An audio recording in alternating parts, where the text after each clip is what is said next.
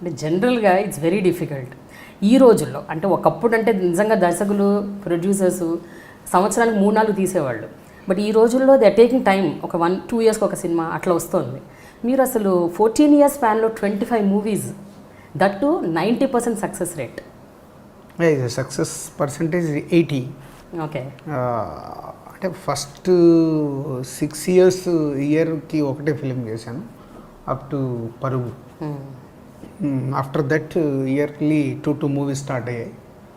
So యావరేజ్గా అలా 2 అవ్వడం వల్ల 14 ఇయర్స్లో 25 ఫిల్మ్స్ టచ్ చేయగలిగాను.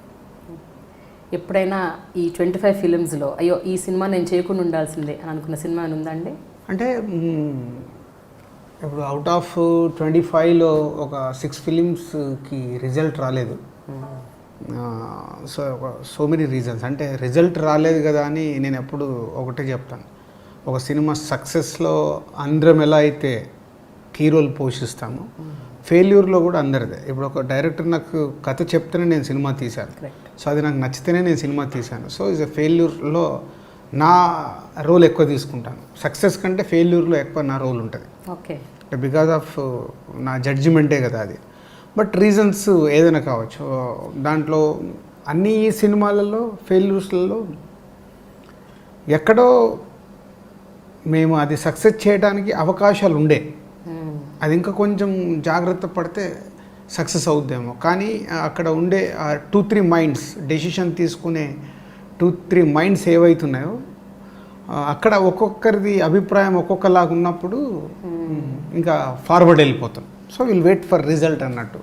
సో అలా ఆ 6 ఫిలిమ్స్లో ఒక 2-3 ఫిలిమ్స్ అయితే డెఫినెట్గా సక్సెస్ అవ్వడానికి అవకాశం ఉన్న సినిమాలు ఉంటాయి. అవునా? ఏంటండి అవి? రామరామ కృష్ణ కృష్ణ అండ్ మున్నా అండ్ రామయ్య వస్తావయ్య. ఈ 3 సినిమాలు ఇంకొంచెం జాగ్రత్త పడి ఉంటే సక్సెస్ఫుల్ ఫిలిమ్స్ అయ్యేటి. సో రామయ్య వస్తావయ్యకి అయితే ఇది మా టైం వల్ల, యాక్చువల్ రెబల్ రిలీజ్ కాకంటే ముందు మా కథ వేరు. ఓకే. సో ముందు ఆ కథ నచ్చే నేను, ఎన్టీఆర్, హరీష్ లాక్ చేసుకుంది. సో రెబల్ వచ్చిన తర్వాత మళ్ళీ ఫాదర్ మీద, ఫాదర్కు జరిగిందని కొడుకు రివెంజ్ తీసుకోవడం చిన్న సిమిలర్గా ఉందని వద్దనుకున్నాం. ఎలాగో ఇంకా షూటింగ్ స్టార్ట్ కాలేదు, కానీ అప్పుడు హరీష్ మళ్ళీ రీవర్క్ చేసి ఈ కథ చెప్తే బాగుంది కదా అనుకుని వెళ్ళాం.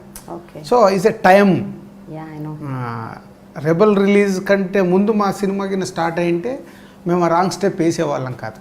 సో ఇప్పుడు రామయ్య వస్తా ఫెయిల్యూర్ అనేది ఎవ్రీవన్. బట్ కథాపరంగా అది మంచి కథ అనుకుంటున్నారు. రామయ్య వస్తావయ్యా ఈ కథ కాదు, మా కథ వేరు, వేరేది. ఓకే. రెబల్ రిలీజ్కి ముందు మా కథ వేరు. జనరల్గా దిల్ రాజు గారు ఒక విషయం చెప్పండి. మీరు తీసిన ఈ 25 మూవీస్లో అంటే మీరు అన్నట్టు 6 సినిమాలే ఫెయిల్ అయ్యాయి.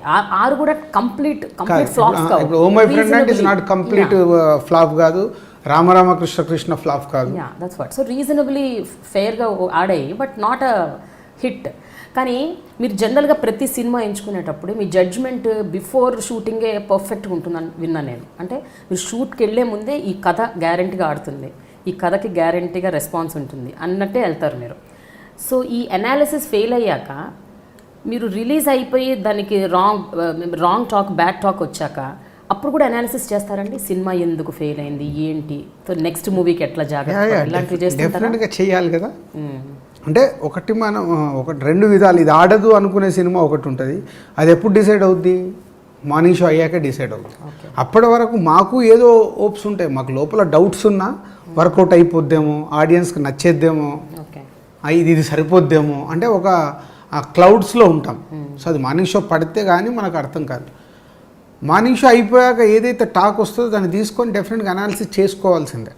ఏమనుకున్నాము, ఇది అనుకున్నాము, ఆహా ఇది చేసుంటే బాగుండేది, ఇది తప్పు చేసాం, నెక్స్ట్ టైంలో ఇలాంటి మిస్టేక్ చేయకూడదు, స్ట్రిక్ట్గా ఉండాల్సిందే. అది డైరెక్ట్తో కానీ ఇంకా ఎక్కడ ఇలాంటి డిస్కషన్ వచ్చినా నాకు నా ఒపీనియన్స్ ఎలా అయితే ఉంటుందో దాని మీద స్ట్రాంగ్ ఉండాలి అని వెళ్ళాల్సింది ఉంటుంది.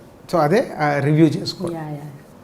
జనరల్గా ఒకప్పుడు రామానాయుడు గారు, అశ్విని దత్ గారు, అల్లు అరవింద్ గారు, సురేష్ బాబు గారు ఇలాంటి ప్రొడ్యూసర్స్ని ఒక గౌరవంగా, ఒక మర్యాదగా, ఒక రెస్పెక్ట్తో చూసేవారు. పోను ఆ రెస్పెక్ట్ తగ్గిపోయింది ప్రొడ్యూసర్స్లో. ప్రొడ్యూసర్స్ అంటే ఎంతసేపు డబ్బు పెట్టేవాళ్ళు, లేకపోతే రియల్ ఎస్టేట్లో డబ్బులు మిగిలితే ఆ డబ్బుల్ని సినిమాలకు పెట్టేవాళ్ళు, ఇలా ఒక టాక్ వచ్చింది. ఈ టైంలో మీకు అగైన్ ద సేమ్ స్టేచర్ వచ్చింది.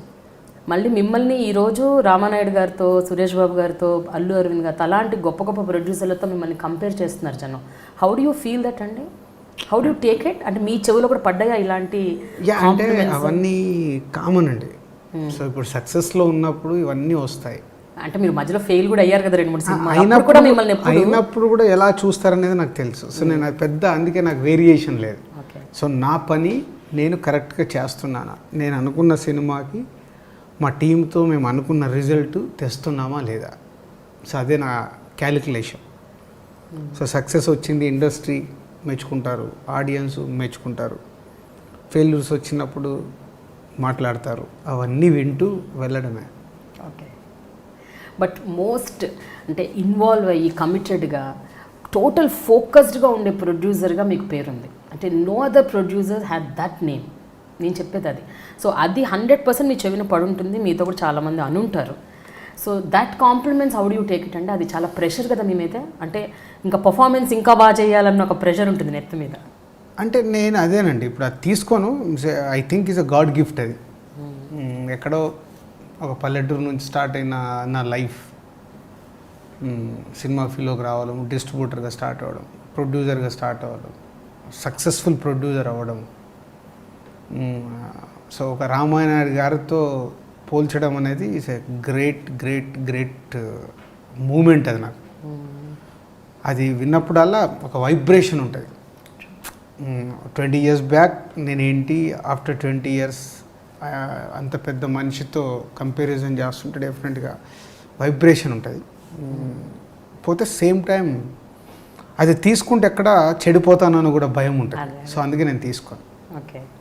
ఎప్పుడు అనుకుంటుంటారు జనరల్గా ఒక వ్యక్తి సక్సెస్ అయ్యాడంటే వాళ్ళకేముంది, వాళ్ళ వెనక చాలా ఆస్తి ఉంది, డబ్బు ఉంది, లేకపోతే వాళ్ళ వెనక ఏదో బ్యాక్గ్రౌండ్ ఉంది, oh it's easy for them అంటారు. ఏ బ్యాక్గ్రౌండ్ లేదు మీకు, కనీసం ఆస్తిపాస్తులు కూడా అంత గొప్పగా ఏమీ లేవు. You started completely with zero. Almost అనుకోండి. హైదరాబాద్కి వచ్చింది జీరో.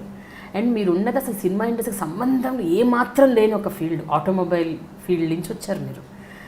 అంటే అంటే మీకు ఆ రోజుల్లో అనుకున్నారండి ఒక 15 ఏళ్ల తర్వాత 20 ఏళ్ల తర్వాత ఇలా నేను ఇంత సక్సెస్ అవుతాను, నాకంటూ ఒక పేరు ఉంటుంది, నాకంటూ ఒక రికగ్నిషన్, అంటే any did you dream at least కనీసం? థాట్ కూడా లేదు.